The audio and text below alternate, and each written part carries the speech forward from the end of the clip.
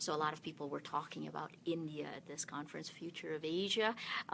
Let's hear from somebody who knows exactly what's happening there. Member of Parliament, you're going to see. Here we go. Thank you for joining us. Good to be here.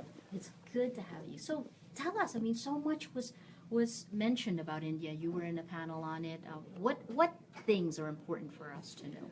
What's going on there? I think it's important to know that there's been a change in government, and the story of India has been said and spoken about and repeated over the last decade, 2 decades, many, many times. And investors have almost always walked away disappointed at, you say it's underperforming, it hasn't met the expectations, et cetera, et cetera. And that's been the story for the last 10, 12 years. With this new government, there is a real focus on addressing some of the real important structural issues that have held the economy back. And I never tire of saying this, that 25 years ago, India started liberalizing. And the private sector in India has really done very well. It's expanded, it's gone into new areas. But the government, as an institution or a collection of institutions, has really stayed behind and stayed almost moribund and stuck in the past. So the focus of this new government is really to transform government, and that should be good news to investors who have been burned, who are wary of India's country risk, or have been wary of India's country risk, and the continuous, in a sense, track record of India underperforming. So I never tire of saying that this is a government that's focused less on rhetoric and vision and more on really doing the nitty-gritty things that needed to be done. How would you describe the mood in India today? Oh, I think the mood is one of hope, mood is one of transition. People know that there is a change that is underway. Obviously, change can't be completed in 2 years.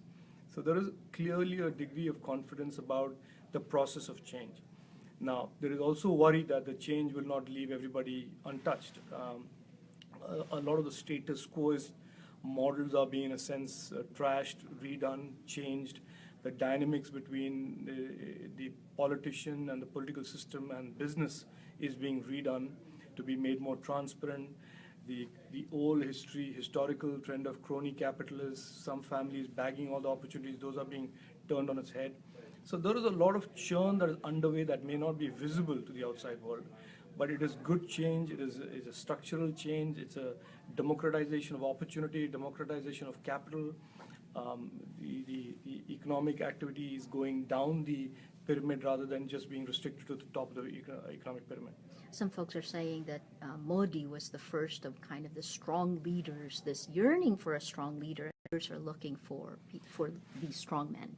The 2014, the election that brought Prime Minister Modi to power, was a decisive election in that it represented almost a collective will for change. It was almost Obama-esque in terms of what the election represented to the country and its citizens. So I think there is a clear understanding, even with those who have got the mandate, including the Prime Minister, that the people didn't vote him just because of him. It was really, there was an underlying embedded sense of change and an expectation of change from him. And so that hope and expectation is still very much alive. So obviously the jury is out on whether it's too early to judge where he's at vis-a-vis that expectation. But that people want change, and will continue to want change and transformation is an inescapable fact and reality of Indian politics now. In the summit, everyone was looking to India now. I mean, India's coming in, even on the South China Sea issue. What leadership position do you see India taking globally? Oh, this is something that people like me have argued for many, many years, that India needs to be more assertive, not in a bullying way or in a destructive way, but more assertive of its rights, its presence in the Asian region, and not allow Asia to become a unipolar continent. It was something that I've spoken about in Parliament many, many times, but it has taken this government to be also as externally focused as it is internally focused, as focused on geopolitical projection of our reach and ourselves as much as economic transformation. So I think a strong economy is, of course, the best way to have political power.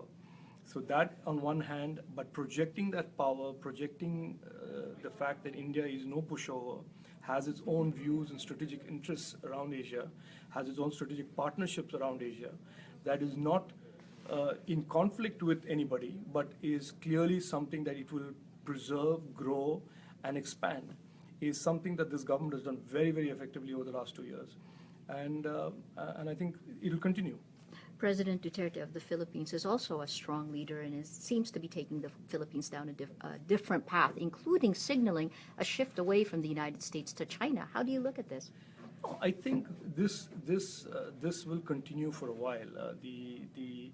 Let us say the overlap between the Chinese projection of its influence and its spheres versus the U.S. versus India's new attempts at expanding its own presence in Asia.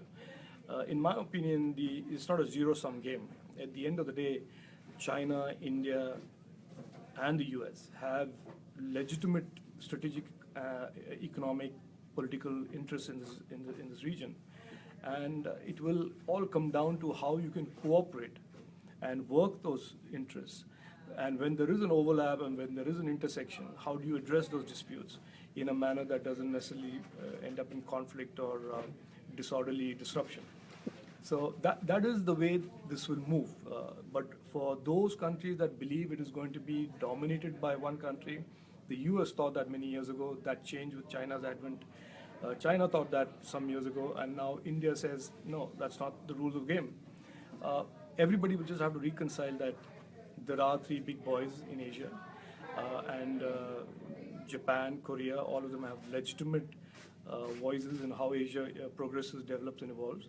And we'll just have to learn to accept that all these opinions exist. What's the biggest challenge you see moving forward? Oh, I see challenges in this transformation of India's economy, India's government. I think the big challenge is not to have it disruptive or disorderly. There is always going to be this vested status quo interests in countries that have had 70 years of status quo as a resistance to change. How that will surface, how that can be managed, how that will be addressed by the current government and people like us. And of course, the other strategic challenge of managing the aspirations of India, China, and the US in a manner that is peacefully addressed, as opposed to having proxy wars and proxy countries fighting, duking out their battles, which is not a good thing for Asia or for the rest of the world. Fantastic. Thanks so much. Thank you. We've been speaking with Rajeev Chandrasekhar, a member of India's parliament. Stay tuned.